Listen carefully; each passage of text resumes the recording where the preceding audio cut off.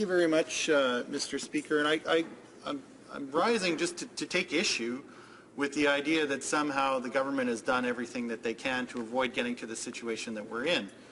And the reason why I don't believe that they can say that, not only can they not say that, but I think they've actually contributed to getting us to the situation where we're in, because a couple of weeks ago they signaled willingness to introduce back to work legislation. Even before that, when Canada Post took a mean-spirited decision to cut off the benefits of workers on short-term disability, mothers who were on mat leave and expecting a top-up as per their collective agreement, Canada Post took the decision to cut them off as, I think, a cruel and cynical bargaining tactic, and the government was silent. So from the beginning, the government has been signaling to Canada Post that they're in their corner, and that when Canada Post behaves badly, or if Canada Post isn't acting in good faith, the government is going to have their back.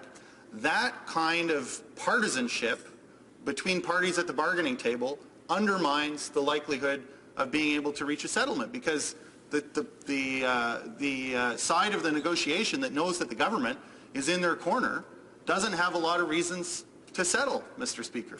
So the way that the government has been dealing with this from day one has contributed to a situation where it was very unlikely that they were going to get to a deal. They continue to get up, I think with some nerve, frankly, Mr. Speaker, in the House, and talk about how they're hopeful that the two parties are going to come to a deal when everybody knows that they're backing one side of the deal. So I'm getting up here to take issue with that and challenge the member to come up with any kind of credible explanation. They can appoint mediators, but if one side of the negotiations knows that the government is in their corner and ultimately going to bring the hammer down in their favor, then you're not going to make progress at the bargaining table. So I'm asking the member to explain himself in this place and let Canadians know how it is that he can say here that he's been an advocate for a fair solution when the government has clearly been favoring one side.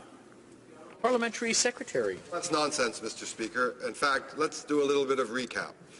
When we came to office, we came on a commitment to bring a new vision for Canada Post. We put a stop to the Harper reforms to Canada Post. We put a stop to Harper labour relations at Canada Post. We put a stop to the cuts and ongoing carnage at Canada Post. We brought in a new vision. We brought in a new board.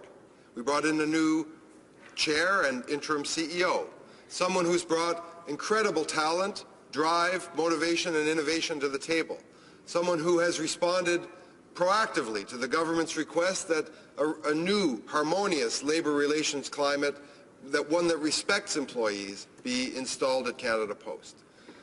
She, in turn, brought a series of proposed solutions and settlements to the negotiating table, and unfortunately, the union and the employer were unable to come to an agreement. Meanwhile, my colleague, the Minister of Labour, has shown extreme proactivity in appointing a succession of facilitators, mediators, special mediator, and an extreme amount of patience. But we've come to the point where the government is not taking sides, but the government is saying that we must act in the national interest.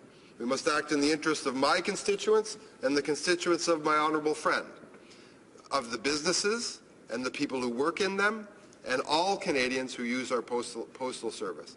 So that is the state of affairs as it now stands, and it's one that we are prepared to stand by as being fair to both sides.